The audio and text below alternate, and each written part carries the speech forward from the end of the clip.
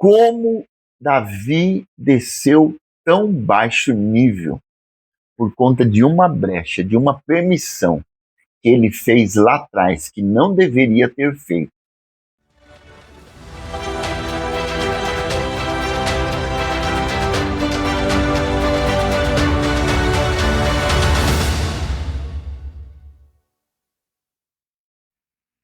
Bom dia!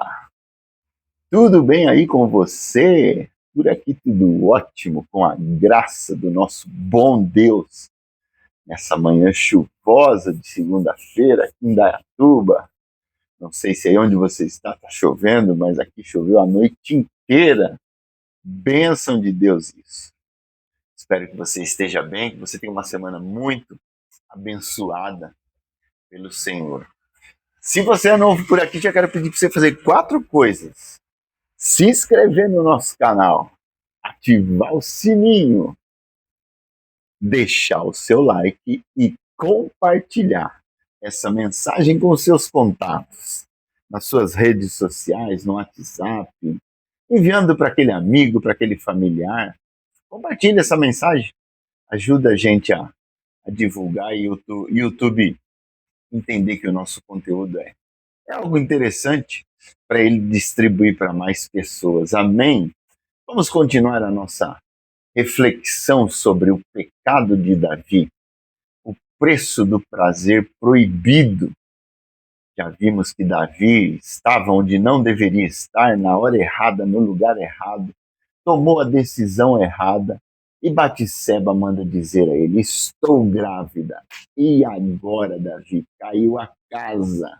E vamos ver o que esse homem, segundo o coração de Deus, vai fazer.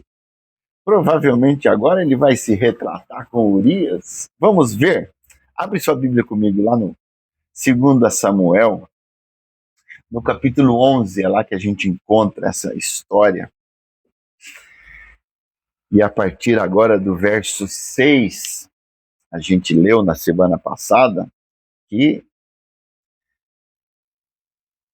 Batseba concebeu e mandou dizer a Davi: estou grávida. E agora, Davi? E agora a gente continua a partir do verso 6, do capítulo 11 de 2 Samuel, quando a Bíblia diz assim: então, depois dessa notícia terrível, então enviou Davi mensageiros a Joabe dizendo: manda-me Urias, chama o marido dessa mulher, o Eteu. Joabe enviou Urias a Davi. Aqui era o momento de Davi reverter toda essa história, de consertar o erro, de chegar para Urias como homem e dizer assim: Urias, eu pisei na bola, eu pequei contra você, eu pequei contra Deus, e eu preciso reparar o meu erro. Isso seria a coisa mais sensata para Davi fazer. Na verdade, a coisa mais sensata seria nem ter começado, né? Mas a história avançou um pouquinho. Aqui seria o ponto de Davi resolver isso com caráter e hombridade. Vamos ver se é isso que ele vai fazer? Verso 7. Vindo, pois, Urias a Davi, perguntou este como passava Joabe, como se achava o povo e como ia a guerra. Urias, me conta, como estão as coisas lá na guerra? Joabe está bem? Como as coisas vão indo? Depois, verso 8, disse Davi a Urias: desce à tua casa e lava os pés. Essa expressão, culturalmente falando, subentende algo do sentido: vai para sua casa, descansa, fica com a sua esposa. Saindo Urias da casa real, logo se lhe seguiu um presente do rei.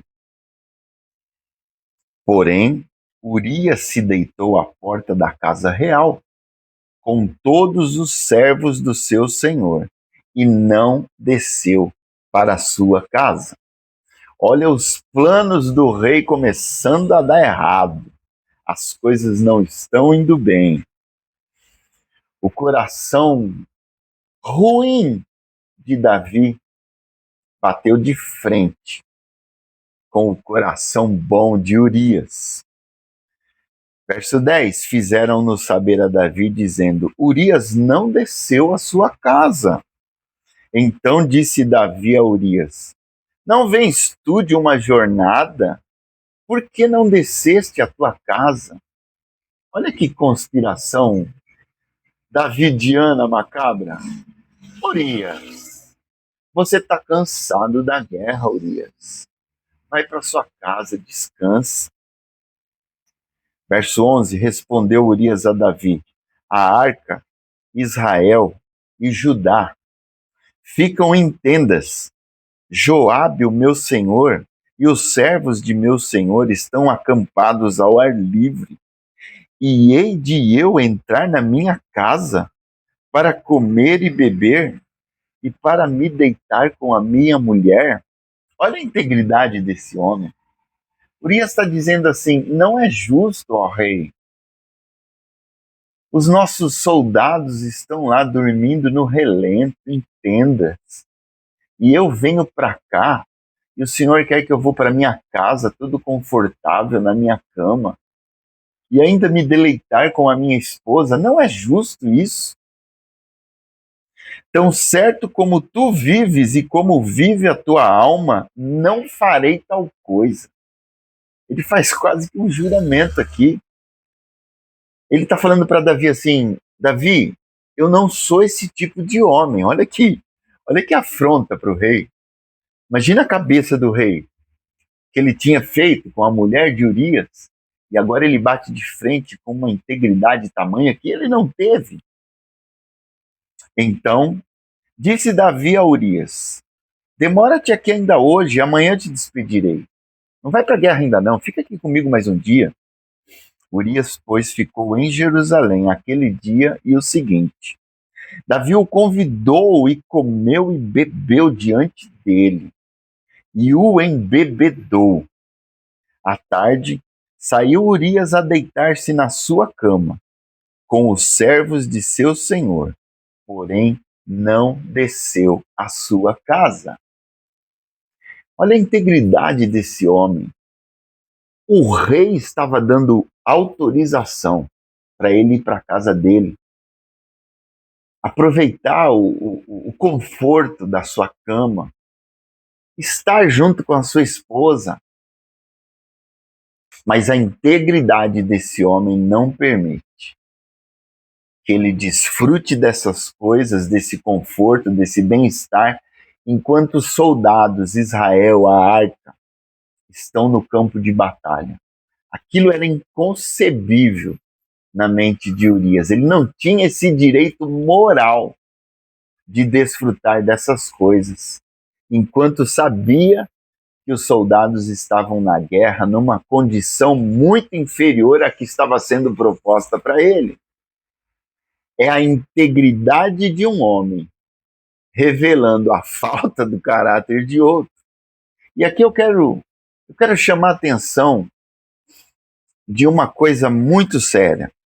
Claro que o texto evidencia a integridade e o caráter de Urias, e isso é muito nobre, mas o que eu quero destacar para você a título de alerta é como Davi desceu tão baixo nível por conta de uma brecha, de uma permissão que ele fez lá atrás, que não deveria ter feito.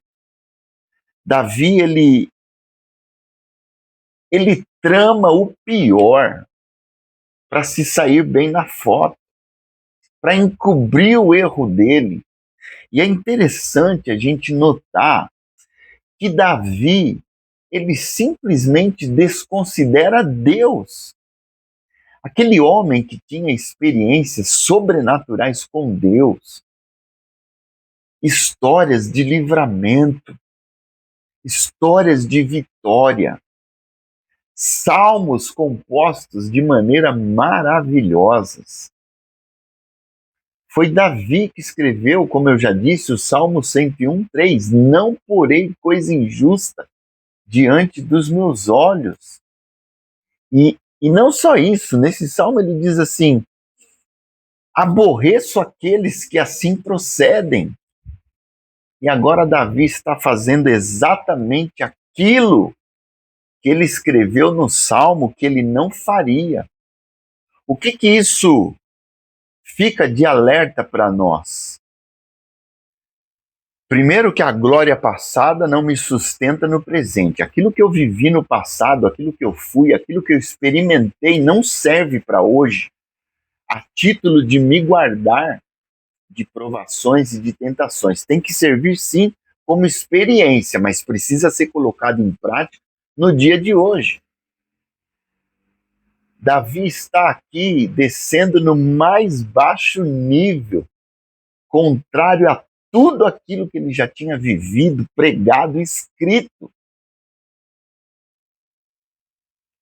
E Davi, ele, por um momento, ele tira Deus da história e ele fica por conta própria.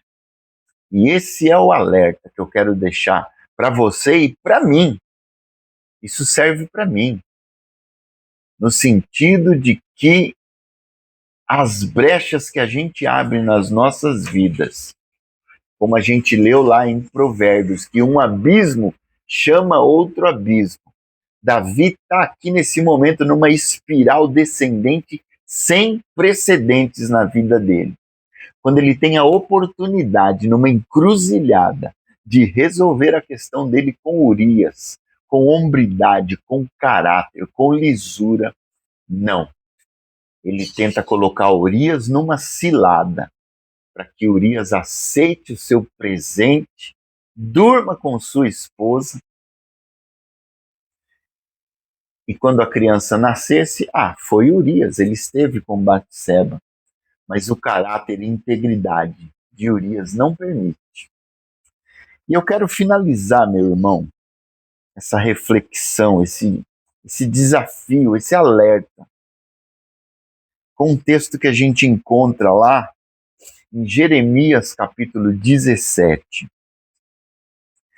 quando a Bíblia diz assim no verso 9 e 10, presta atenção nisso.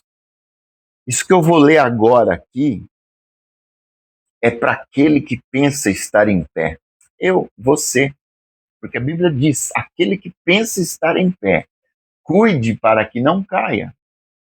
Ela está me comunicando o seguinte, ninguém está em pé, a não ser na presença e dependência do Senhor, porque a Bíblia diz assim, lá em Jeremias 17, verso 9, enganoso é o coração, mais do que todas as coisas, e desesperadamente corrupto.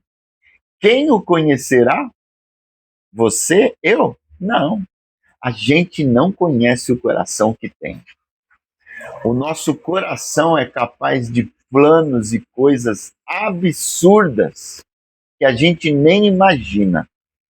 Por isso que a dependência no Senhor é a nossa segurança, é a nossa garantia. E olha o que ele diz no verso 10. Ele fez a pergunta, né? Quem o conhecerá? E ele mesmo responde no verso 10. Eu, o Senhor, esquadrinho o coração e provo os pensamentos, e isto para dar a cada um, segundo o seu proceder, segundo o fruto das suas ações. O nosso coração é enganoso, não dá para confiar nele. A exemplo de Davi que, por causa de um prazer momentâneo, está chamando abismo após abismo. Urias não aceitou o presente do rei. E agora? O que será que vem pela frente? Está em tempo ainda, Davi. Será que Davi vai se retratar, voltar atrás? Ou ele vai continuar nessa descendente macabra? Essa ladeira que está levando ele para um lugar nada bom.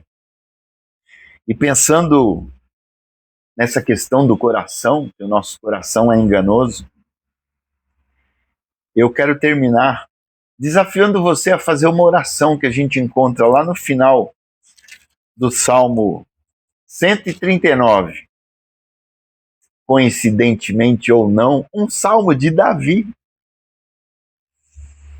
Mas isso faz a gente entender que não é porque Davi escreveu tantas coisas lindas e maravilhosas que ele estava livre de coisas ruins, das consequências de um coração que não considera o Senhor. Olha essa oração, eu desafio você a fazê-la.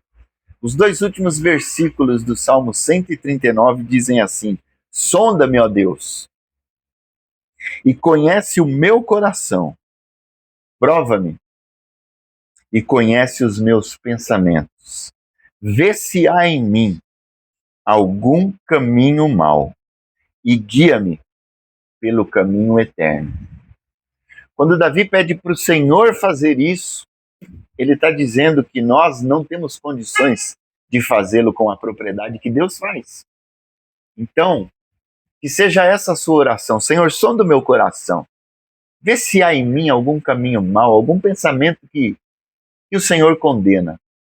E me guia pelo caminho da verdade, pelo caminho da justiça. Ninguém está livre de coisas ruins como Davi está passando. Ninguém.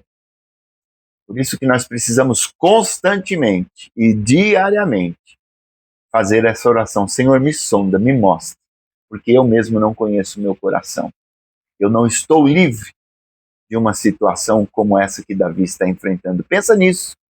Não se permita uma brecha, por menor que seja, entrar na sua vida por causa de um prazer momentâneo que vai desgraçar a sua vida e trazer consequências para você e para a sua família terríveis. Não vale a pena. Pensa nisso e que o Senhor te abençoe.